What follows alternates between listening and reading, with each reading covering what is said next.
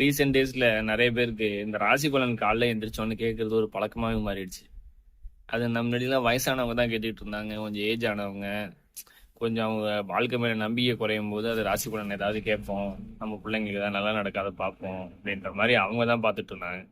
இப்போ யங்ஸ்டர்ஸ் ரொம்ப நிறைய பேர் இப்போ வந்து காலைல எந்திரிச்சோன்னே ராசி பலன் பார்க்கறது, இன்னைக்கு நம்மளுக்கு என்ன சொல்றான்னு கேட்போங்கிறது, இந்த மாதிரியான ஆக்டிவிட்டிஸ் இப்போ ரீசெண்ட் டேஸ்ல நிறைய ஜாஸ்தி ஆயிடுச்சு.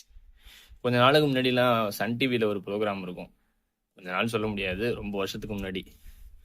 அதில் இந்த நாள் இனிய நாள்னு சொல்லிட்டு சுகி சிவம் ஐயா வந்து பேசுவார்.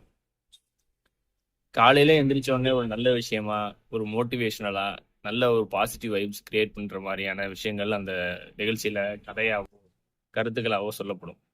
அந்த நிகழ்ச்சி இப்போ டெலிகாஸ்ட் பண்றது இல்ல. அந்த மாதிரி காலையில எந்திரிச்சோன்னா மோட்டிவேஷனலா கொஞ்சம் எனர்ஜெட்டிக்கா இருக்கிற மாதிரியான விஷயங்களை பார்க்கறது ரொம்ப நல்லா இருக்கும்.